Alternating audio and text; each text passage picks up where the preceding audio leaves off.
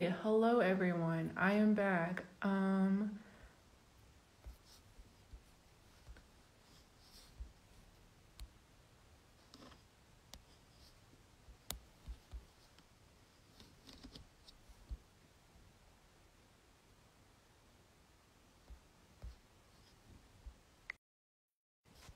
Okay, our lovely guest joined. I am so excited that they're here. Apologies to everyone who I appreciate the patience. So when I load, I guess I will just very quickly introduce myself. My name is Shundeen Brown, and I'm an ANRA intern here at the School for Advanced Research. And I'm Navajo from Coppermine, Arizona. So we are still waiting for this to load, but thank you for your patience.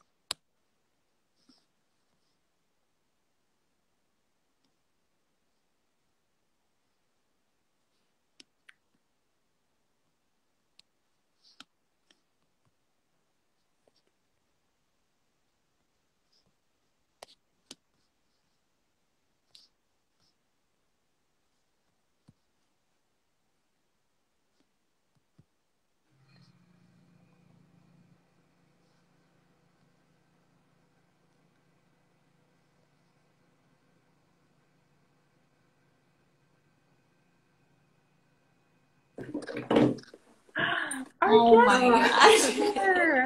I'm so glad this worked. Welcome, you guys. I'm so excited. We're so excited to be here, Shawn. Thank you for inviting us. Yeah, thank you. Yes, and thank Creator that the stream decided to work. So we're new to this, so it's a learning curve for sure.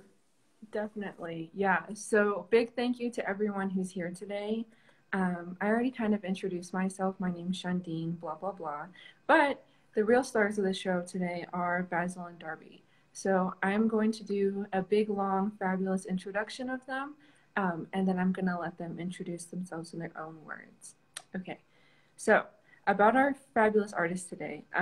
Just Beaded Things is comprised of two different people. First is Basil Owen Reese. She's a bead worker from the Ho-Chunk Nation of Wisconsin. She co-founded, contributes to, and manages the Just Beaded Things collective.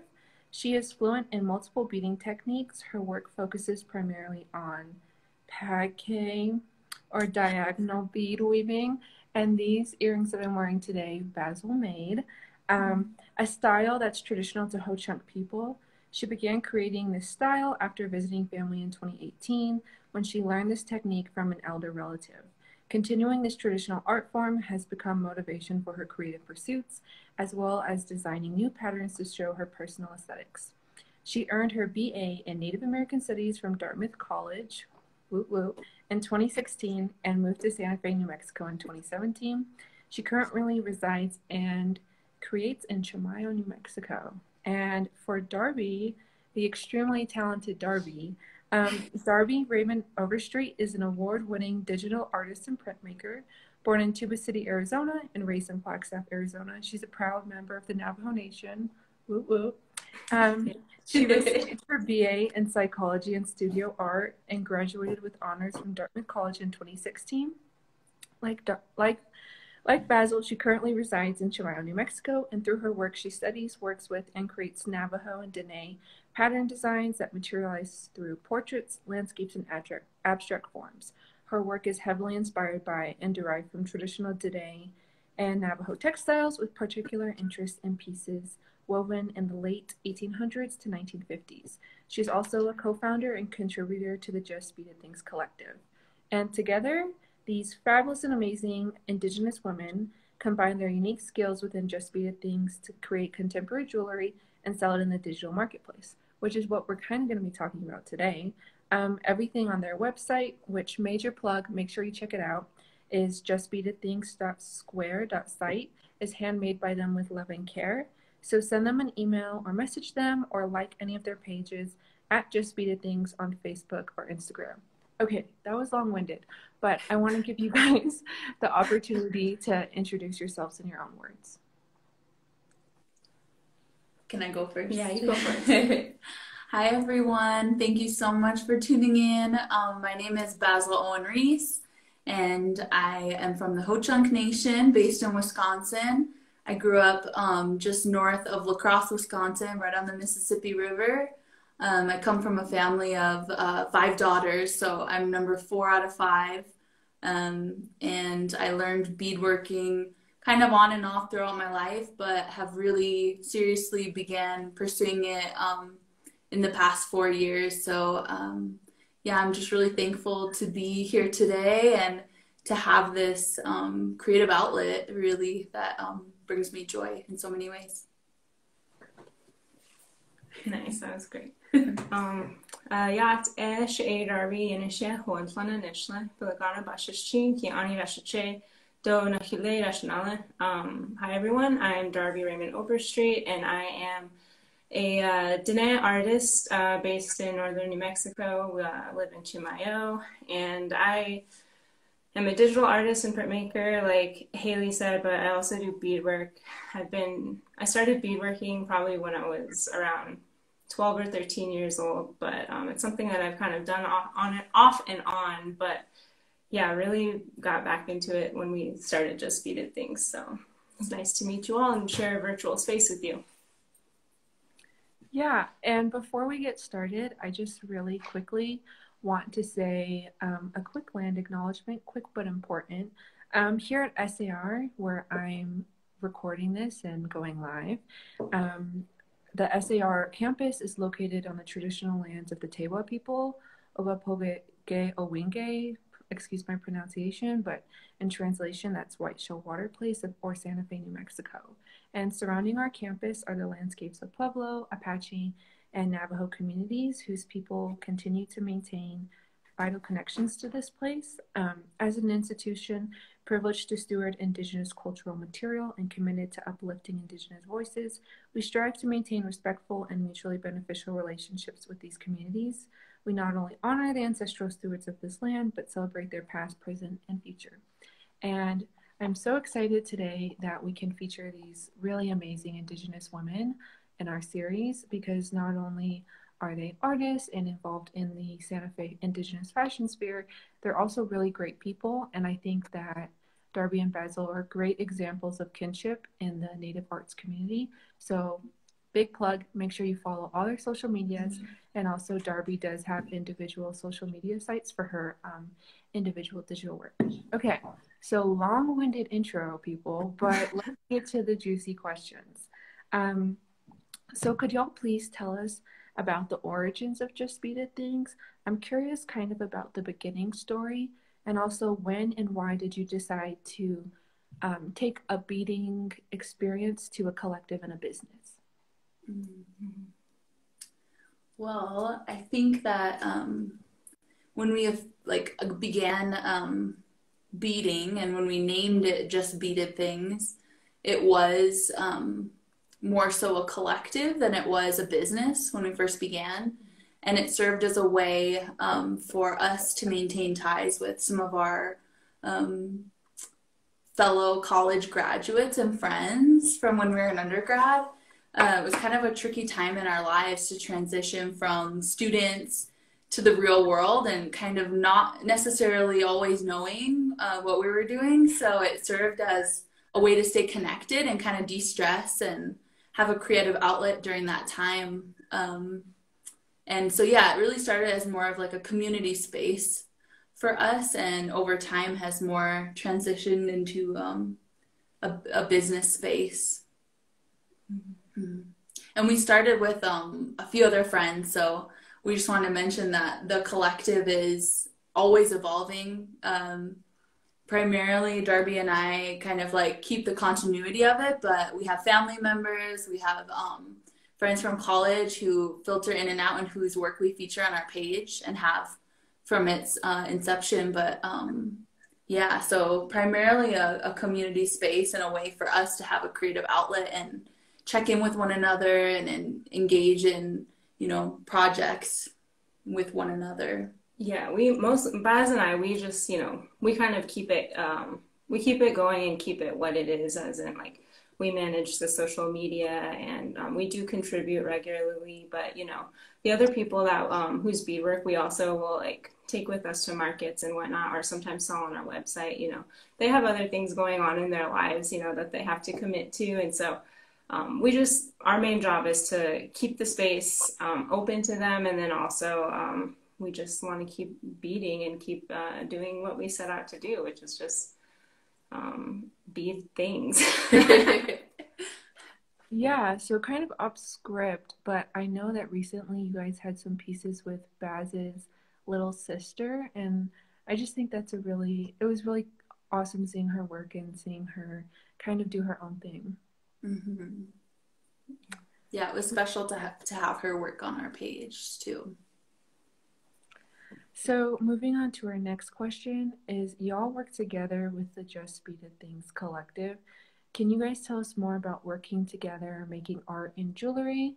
And how does that creative process compare from working alone and then working together? I know some artists are very particular about how they work and their working process. So if you could give us some insights, that'd be great.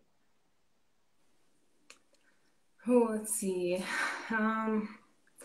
Well, like, I feel like Baz and I like just do everything together. Like we're like, you know, we're like partners in Just Beaded Things, but just like in life in general. So everything that we do, you know, is kind of like integrated with each other. And we always, just like at every step of the creative process, you know, we're working together in some capacity, whether it's just bouncing ideas off or getting feedback, even like outside of Just Beaded Things, like in my work, like Baz is like my go-to person. And so,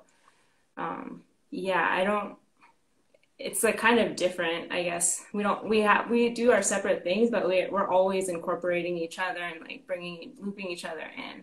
Mm-hmm. And basically we just want each other to succeed in all of the things that we do, all of our endeavors, including Just Beaded Things. And so I feel like we make a good team in that way. We do. And we have like differing views, but also I think they're really complementary. And the people that we both have strengths that kind of fill each other's gaps in a really beautiful way. And we really respect one another's views creatively. So I feel like it's really fun to work with Darby on this and all things we get to work on. Yeah. Thank you. That was such a cute answer. I love it.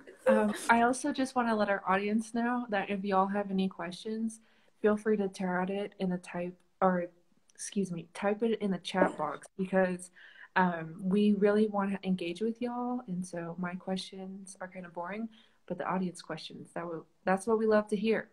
Okay. So something that is super important and awesome is that y'all work together, but also Darby kind of has her own practice. So Darby, this is a question for you. You've won a lot of awards and you're very accomplished. It's been really a joy to see your artwork evolve over these past years. Can you talk about how being an artist, kind of in your own right, and doing printmaking and digital work also intersects with beading? Sometimes I think that in Western forms of art, things are so categorized, but in Indigenous realms, I kind of see this all blending together. So if you could talk about that, that'd be great. Yeah. I think what you just said there is like true. It's definitely a blend. I think that what I do with beadwork and what I do with printmaking and digital art and illustrations, whatever, they all kind of inform each other in different ways. And I think that makes sense because, you know, it's coming, like my creations are coming from the same brain, you know, so and I work on things at multiple times. So I have like a lot of projects going on at once. And so they're all kind of in dialogue with each other in a way, I guess, as at least when they're in the creative space of my studio and in my home. But I guess I would say that like, for beadwork, my skill set in creating digital art definitely helps me with creating my designs for my beadwork, because I usually plan everything out on Photoshop, like especially for things like peyote stitch, when I've got like a background like zigzag design and then maybe like something in the foreground and then other decorational pieces. and I'm like beading around a circular object, like that's a lot of things to kind of keep track of without having a plan. At least for me, I don't know. I'm sure there's people out there who can like do it, but I can't. So I use my skills in Photoshop, and I really do like plan everything out, like each bead, and I'm very intentional with how my pieces come together. And then I guess I would say that my beadwork influences my art because, I mean, it's just a different medium in that beads are made of glass, so you're really working with light more so, I mean, and color too. But I think that my choices and how I work with, like, say, cut beads or like glossy beads and matte beads kind of gives some or informs my decision making when it comes to like printmaking, where I also like to bring in like iridescence, and so kind of playing with that light. I see like kind of similarities across those different mediums for me. Thank you. That was such a great answer. And so, Darby, and your work, I know a big influence has been Star Wars and The Mandalorian, which I just like had to watch and love it. So if you haven't watched it, I highly encourage you to. In your guys' own practice and Just Beaded things, there has also been really amazing Mandalorian and Baby Yoda and Star Wars stuff. So I'm kind of curious and want to ask you guys about pop culture influences, especially how that intersects with your Indigenous practice. Yeah. Well, for the Star Wars stuff, like I'm just a fan of Star Wars. Like that's something that I'm interested in. I'm a nerd. So naturally I wanted to like create beaded Star Wars stuff, you know, for like my family and my friends and other people, other Native people who like Star Wars. And I think I really started doing that because I went to Indigenous Comic Con. I think it was the second year that it was up in Albuquerque. And we vend there usually, but that first year we didn't vend, I just visited. Mm-hmm. And that was just like so cool to see all of these Indigenous artists, you know, having this like kind of Native take on all of these kind of sci-fi related themes and topics. And so I was like, I need to get in on this because I love Star Wars and I love Native art. And so that's kind of where, when I started beading more Star Wars related things. And I think that, you know, it's just the storyline itself of that like kind of saga. I think it's really relatable for a lot of Native people. And so I don't think I think it makes sense, I guess, as to why Native artists, including myself, kind of want to have like an Indigenous spin on that story. Yeah, and like as someone who is Native and watched the series, I was like, Baby Yoda is like definitely Indigenous. He's like a little Indigenous baby, and I also think the storyline, there's just so much to connect there, right? So I love that. And we have a comment. So I'm sorry if I butcher your username, but Mr. Woos Quipable Item said, if I recall, you were selling at Indigenous Comic Con in 2018, I think. What was it like to sell at a con? And that goes in tangent great with the question that I had is how do y'all see the differences between selling in person and selling in like the digital marketplace? Yeah. We remember you, Mr. Wu. You had your booth across the aisle from us. Hey, thanks for joining.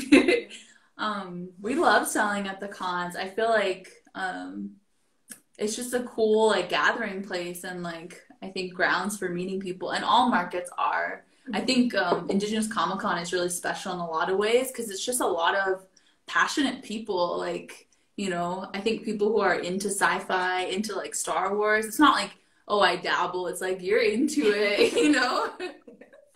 So that's a really cool market that we vend at, and just in general, I don't think we prefer one or the other, in person versus virtual. I think that there's like positive aspects to both. in terms of in person. Like it's just nice to meet someone face to face and share a story and be able to tell them about a certain piece and how it came to be, and answer questions for them if they have any. But what's really awesome about selling in a virtual marketplace is that you can connect with people like everywhere, anywhere. It's like the target audience expands by so much, and you're able to connect with people all over. One thing for us, especially during the pandemic, that's been really special is being able to connect with family members back home. For me, like a lot of my family lives in Wisconsin, and to get orders from family members is just like so meaningful to me. I feel like to have someone, your family supporting your artistic endeavors is really special. So I think that wouldn't be a possibility without having that online marketplace. Yeah, I totally agree. I like kind of sell stuff, and it's just really fun when someone like across the country buys your pieces and you're like, oh, I'm so excited for this piece to have a new home. And the iconic Jamie Powell just commented and said, I bought my niece a Baby Yoda necklace from Just Beaded Things for her birthday last year, and she loves it so much. Oh, yay. That's cute. And I kind of also wanted to mention that, Basil, you work at a local boutique called Folklore. You can find them on Instagram at folklore.santafe. I love their stuff. It's great. Where you sell your pieces in person. And as someone who has been a customer there and seen you working while selling pieces, could you tell us kind of a little bit about that educational process of selling stuff in person? Yeah, I think something that's really special about Folklore, aside from it just being a gorgeous workplace and just it's beautiful. It's like a home, but it's just gorgeous. And aside from it being so beautiful, I think being able to have my little beading kit on the go and be there in person and spend some time every day doing beadwork and having conversations with people who come in asking, what are you doing? And it's always inevitable that someone's like, what are you working on? I think it's really special, like you said, because I'm able to share a bit about my process. And oftentimes that is, one of the most interesting things for people who maybe don't know much about beadwork or don't know much about parquet, the beadwork style that I do. So to share a little bit about that, and then the product being there, like this is what it's going to look like when it's done, is a special experience. And I think, I've had positive feedback from people who've asked about it, so it's been a positive experience for me too. I think also like for them to see like how long it takes, like the process of it, like placing each bead is a big, like, I think that really opens people's eyes to like, whoa, this is handmade. Yeah. And a lot of like people being like, wow, you have to have like extreme like patience for that and like attention to detail. It's like, yeah, these beads are tiny, but yeah, definitely teaches them about the process in that way. Time intensive. Mm-hmm. And I think that is just so relevant, especially to like kind of what's going on in like the beading world, is that workers are pricing their pieces at an appropriate piece or an appropriate place, but sometimes I think non-beaders can be like, that's super expensive, but it's like, no, it's all good medicine. And like it, especially with the stuff that you guys do with those small beads, it really, you guys are masters of the craft, working with such fine things. And if you look at the Just Beaded Things Instagram, it's beautiful designs. They're really unique and fabulous. And that's one thing that I just really love about their work. We did have another comment from Mr. Wu. He said, all my beaded junk is nerd stuff, though I love selling in person mostly because it gives that final value, in part because I make things they will never see it again. Okay, I think I got that right. Sorry. I think I need glasses. But I would agree. I would agree though, because like I think a lot of people agree when you kind of see the face that is going to keep this part of you and part of like, I always try to be in a really positive mind space and like send that good energy. It means a lot to me. I'm not sure if you guys kind of feel the same way. Totally. Yeah, I think it's just important to have that connection with that person. And I like to kind of track where my beaded things are, you know, whatever I've like either jewelry or whatever it is, like it gets kind of cool to be like, oh, that piece is like in Montana, like this piece is in Oklahoma, like to kind of know where, like you said, those pieces of you are, because you do spend so much time and energy creating these things, bringing them into existence. Yeah, I totally agree. We have another question from my supervisor, Felicia. She said, I love your Star Wars jewelry. What else inspires you to create? That's a great question. Mm-hmm. Well, what inspires you to create? What do you think? Well, this is kind of tying into something I think we're going to talk about anyways, but the landscape out here where we live in Chimayo, New Mexico, is gorgeous. The skies in New Mexico, just in general, are so beautiful. These like pinks and blues and oranges and like a little like gold lining on like a single cloud. It's like a masterpiece every evening, it seems like. So that's a constant source of inspiration for me, is the sunsets here. But yeah, we live in this valley in Chimayo, and there's kind of, I'm looking out the window, there's like hills across the street from our house, just covered with juniper bushes and cacti. And yeah, I feel like that's really a source of inspiration for both of us, is our surroundings, the natural world that we are honored to have so close to our front door.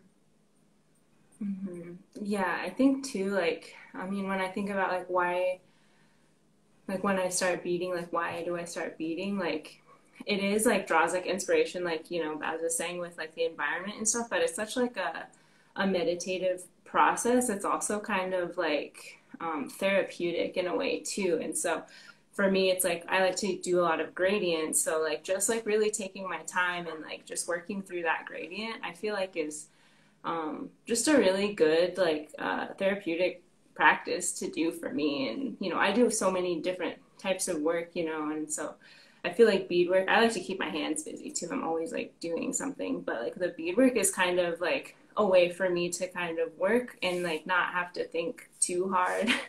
But it's like kind of a relief in that way too. Yeah, I totally like get what you're saying, Darby. One of our past SAR fellows, Venancio Aragon, he said that like our ancestors definitely knew like the quality of making things with your hands. Like he was talking about this in terms of weaving. It's such a meditative state and like so good for your mental health, not to constantly be like, what do I have to do? Like what's the grocery list? But instead really just kind of zoning out on your work. And I definitely identify with that.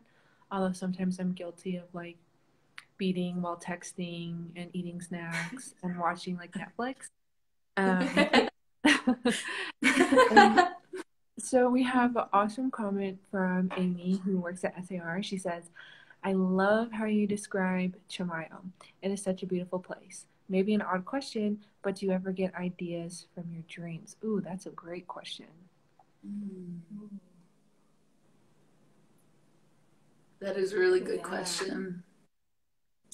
I don't know. I personally, like, I kind of like don't know that I remember all of my dreams, but maybe subconsciously, yeah, like when I'm working with color, because my dreams are usually like kind of abstract anyways. Like, so yeah, I think, yeah, that creative part of your brain, I think, influences like our inspiration. And so, yeah, in that way, could be for me. I don't know. What about you, Baz? Yeah, I was thinking about it. Like, have I drawn any inspiration from dreams? I know I had, like, there's been a few pairs of earrings that I've had kind of like an interesting way that they've come to me. I don't know if it's been through dreams, but it's definitely been through like a kind of a deeper consciousness. The maroon ones that they're like semicircles. I feel like those like came to me in some sort of meaningful way. Like it didn't feel like me who really like conceived of this idea. So in that way, I think it is like, you know, kind of like daydreams, maybe. Daydreams, yeah. But that concretely like dreamt of a design in my dreams. I don't know. Not me. I don't think so. Yeah, and I just like want to reiterate that Chimayo is just like, well, I guess really all of northern New Mexico is just so gorgeous and beautiful, and I'm just so grateful to be here. And I have in my notes here that some of the earrings y'all have made have titles, which I think is really cool because I see earrings as art.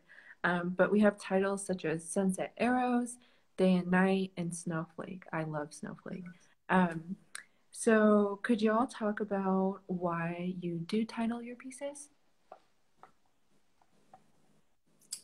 Yeah, so I think some of our pieces are titled because, you know, from whatever inspiration they were drawn. So like Sunset Arrows, like that is so, that piece that it's like a cuff was drawn from a sunset here, and I think the shape of it just you know, kind of lends itself to that name. So I think the pieces that we do name usually are named by their inspiration or maybe like a story that sparked them, and then other pieces it's just like an experimentation like with color or something. So others could be named like Blue and Purple Dangles or something like that, you know. Yeah, thank you. Also, I love these when like they just bring me so much joy, and that's also what I like about your guys' practice is that while it's art, it's also wearable art, which is why we're doing our April series on Indigenous fashion. I just think it's such a cool combination. And so, kind of talking a little bit more about fashion, is you guys do also bead other pieces that aren't ready to wear items. Some really cool pieces that you guys can check out on their Instagram are lighters, chopsticks, and super cool makeup brushes. Um, could y'all talk about how that compares when you make non-wearable pieces and then wearable pieces?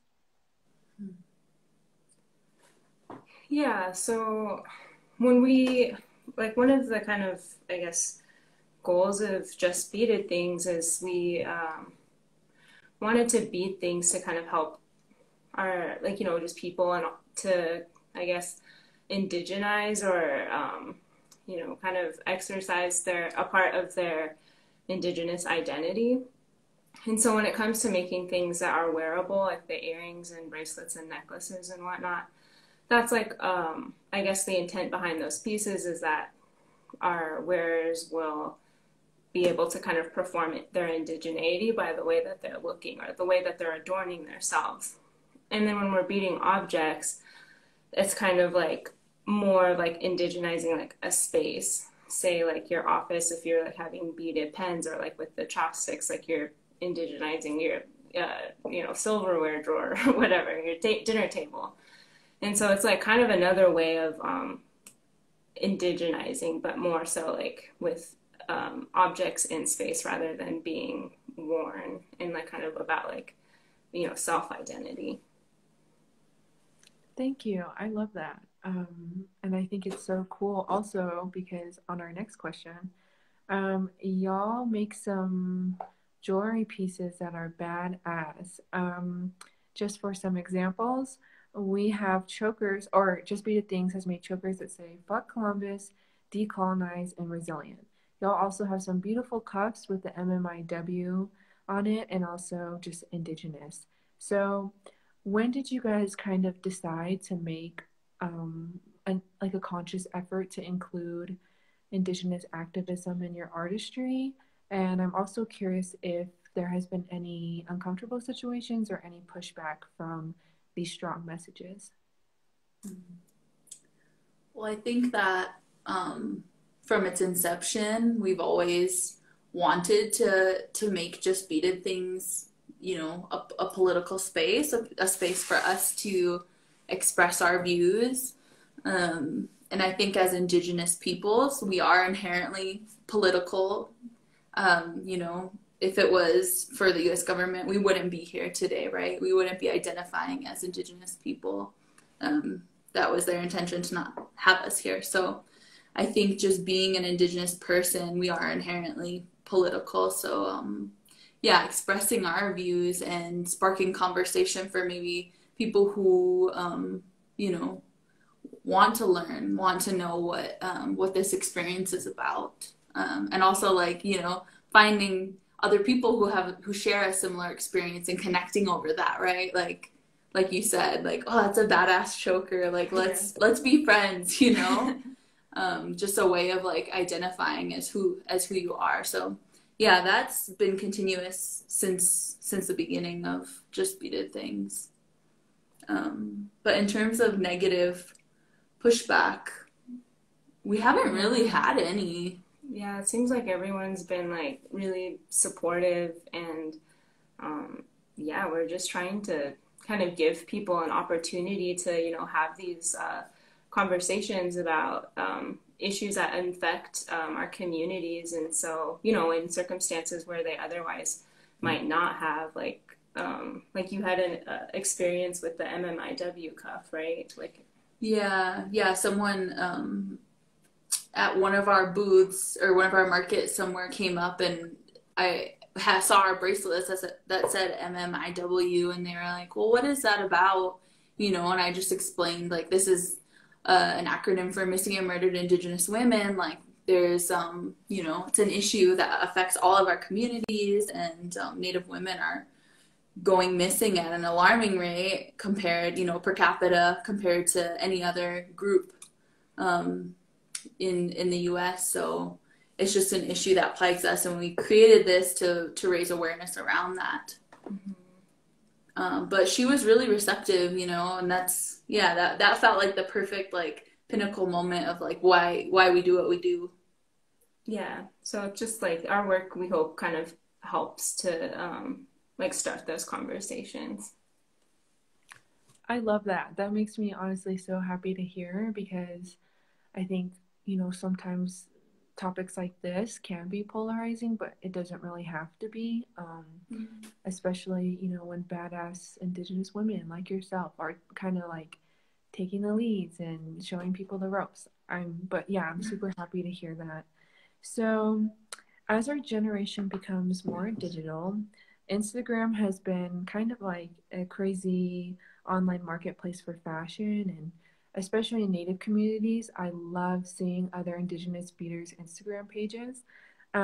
So your Instagram account, at Just Beaded Things, people, at Just Beaded Things on basically every social media. Y'all have almost 1,000 followers, which is really crazy to think about, like 1,000 people. So it's, you know, it's interesting for me to think about how Native women have evolved throughout the centuries in selling their goods. And it's really cool that we can kind of all connect on Instagram. I mean, we're on Instagram right now. So how did you guys kind of get into the Instagram space and learn how to, like, navigate all of these things? And also, if you could talk about networking with other beaders, that'd be great too. Darby. We literally knew nothing about, like, doing anything on social media when we started. Like, we literally, like, went to the library and checked out, like, social media marketing for dummies. It's true. It's a true story. We didn't know anything. And so, yeah, we started at ground zero. And just since then, we've kind of, you know, just kept trying, developing our skills, kept with it, being consistent.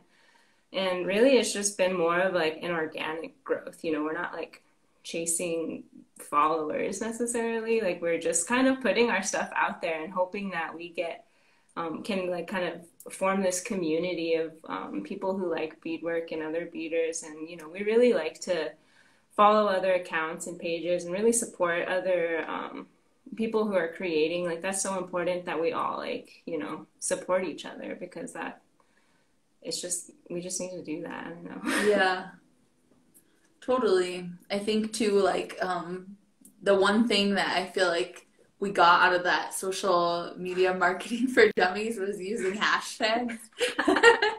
Like, I didn't know what really, like, why people use hashtags, but I guess I feel like that is a way that people find us, is through, like, hashtag native beadwork or something like that.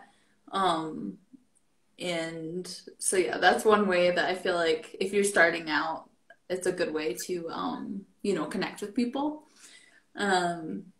And yeah, just following other beadworkers, people we meet at markets, like making sure to follow up with them and connect with them. And, you know, going on, I think I go on like every day a little bit and just see what other people are doing. And like you said, Shawneen, it's so like inspiring and cool to see how people are pushing the envelope with the beadwork medium. So I think that's part of the appeal, you know, for us beyond like just, you know, connecting with people, which I think is important, but like it's just cool. I feel like we just find interest in it and wanting to build that online community, especially during the pandemic when we've been more isolated than ever. Connecting via Instagram in particular has been like a really good way of connecting with other people for us. Yeah, I totally agree. And I think that like whenever I share someone else's like beadwork posts on my story, it feels like I'm handing out a digital like business card. And especially since like, I don't know why, but there are so many talented and fabulous Dartmouth alumna who are beadworkers. And it's like so cool to like keep up with everyone and see what like iconic designs people are creating. I'm thinking of like Elsa Armstrong and like Darshina, and there's just like I could list all these people, and like Helen Thomas. There's just so many cool people, but I digress. I could go on about that. Well, I just want to do one more shout out to T Designs, which I'm sporting today. These are Shawneen's earrings that I wanted to give away, and they're so special. They're little like, is it abalone shells? Yeah, with cedar beads on the bottom. So I had to wear them today because I was like, we're gonna be chatting with Shawneen. Thank you. Oh my God, thanks. And like, I just think it's so cool because like I'm wearing your stuff, you're wearing my stuff, and like there's like, you know, we've known each other for a while, so it's just like this really cool story that can be told through like native fashion, especially when it's handmade. So we're kind of winding down here, so I'm gonna have still ask a couple more questions, but if anyone in our audience has any burning desires of questions, please feel free, or comments. I love comments. So I'm going to like flex because Just Beaded Things from April 8th to April 30th will be featured in the Institute of American Indian Arts Museum of Contemporary Native American Art Museum Trunk Show. And you guys are so talented and amazing because the photos, like the promo photos for this trunk show, are really cool. Again, check out their Instagram page. Could you tell us more about this like inspiration behind the photos and also the trunk show? And like I also think the integration of like natural plants was really dope. So yeah.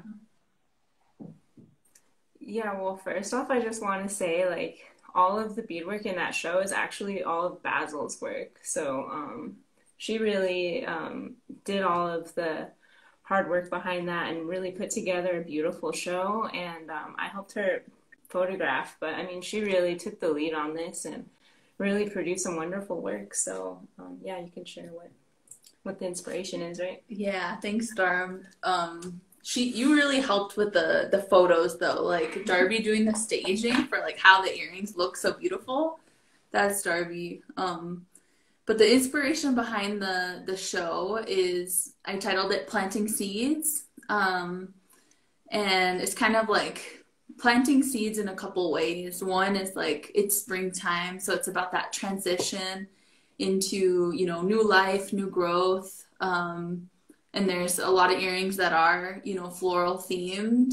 And then the other way that I intended planting seeds, or why I named it that way, was because I think that it's really important for a lot of our traditional art forms to continue on.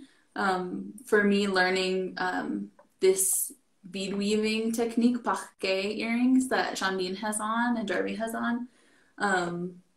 Is tribally specific to us, and it's something that I didn't learn growing up, and I didn't know really that much about. So I feel like it's an art form that I really want to bring forward to the next generations and pass on. So planting seeds in that way is like continuing these art forms that maybe could be left behind or forgotten, but making sure to plant them so that those who follow us have that knowledge and have those art forms to maintain. So yeah, it's primarily florals and then these earrings, these woven earrings. Thank you, Baz. That is such like, I love hearing the story behind like, you know, the pieces. And yeah, make sure you check out the trunk show.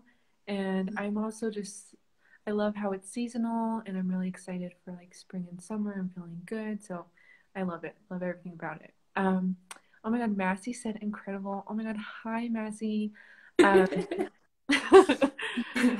Yes. My fellow SAR intern Emily said that's incredible. Congratulations. Oh, hi Helen. Helen says so happy to see all three of you thriving. My mentor Lucy, hey Lucy, she said beautiful and congratulations to you three. So let's all gas up Just Beaded things, because they are also just like the rock stars of this, and I'm so happy that you guys could like join me today. And I thought I had more questions, but I don't.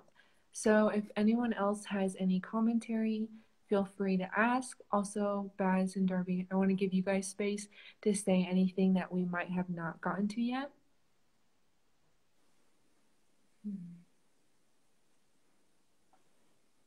Well, I realized that I forgot to say something when I was talking about my show.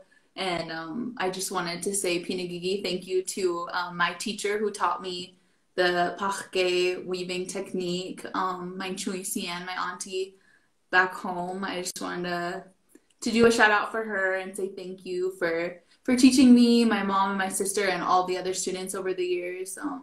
She's a cultural teacher back in Black River Falls, and yeah, I just wanted to pay homage to her because I wouldn't be here without her or, you know, any of the women that came before us. Yes, Ho Chunk representation here in the Southwest. We love to see it. Emily says, do you all plan to teach any beading workshops or classes in the future? This is a really great question, also because I feel like y'all's personality, or you could be gentle and patient. So opinions, thoughts? I think, yeah, that would be something that, I mean, we've talked about doing that like in the future, you know, maybe like opening up some sort of like virtual like beading group. Like we have like a kind of like a closed one, but maybe in the future we might open it up and, you know, maybe teach some things, because between the two of us, we know like quite a few different techniques. But we have like we taught those girls at the Georgia O'Keeffe like summer program, like their youth program, and that was so much fun. They were like middle school age. So we have done it and it was a blast, and something like I want to do in the future, but like, yeah, once we have the time and space for it, I think, yeah. We'd definitely be open to it. We have some more comments. We have Jamie saying it was so great to see you three. Thank you, Jamie. Miss you. Love you. Amy says, I'm so excited to get some of your earrings. They're so beautiful. I totally agree. And I've said this 40 times, but again, at Just Beaded Things, check out their Instagram, Facebook page, and Squarespace website. Also, I know we didn't get to this, but y'all's Squarespace website is very legit. Super professional. To anyone watching, it's really easy to navigate the site. I've purchased things on the site, so check it out. Oh my God, Folklore Santa Fe said, Darby and Baz, y'all are so incredible, so talented and inspiring. I totally agree. And they also said, we'll host a workshop at Folklore. You heard it here first. It's happening. I feel like I would just buy so much fun, like outfits and the Folklore. Again, shout out to Folklore. If you haven't been there, you should totally go. It's right down the street from SAR. Baz works there. They have really cool, sustainable, ethical And also, Just Beaded Things does have some pieces for sale there, so you can buy pieces there in person. Large Living gave us 3 hearts. Thank you so much. So, anything else, y'all, or are we ready to end? I can't think of anything myself. I think I'm good. Okay, so I want to give a really big thank you to all of our viewers watching. I appreciate y'all interacting with us. It means so much. And also for your fabulous comments and questions. So next Wednesday at 4 p.m., the next guest is Amber Don Barrow, who's Blackfeet and a multi-talented Indigenous educator, writer, and curator. She's super cool, so if you're watching, make sure you come next week. And the biggest of big thank yous to Basil and Darby. Again, you can check out their Instagram and Facebook at Just Beaded Things. Their website is justbeadedthings.square.site. And again, you can check out Darby's individual work on her Instagram at darby.r.overstreet and Darby Raymond-overstreet.com. And yeah, I don't really have anything else to say besides thank you guys so much.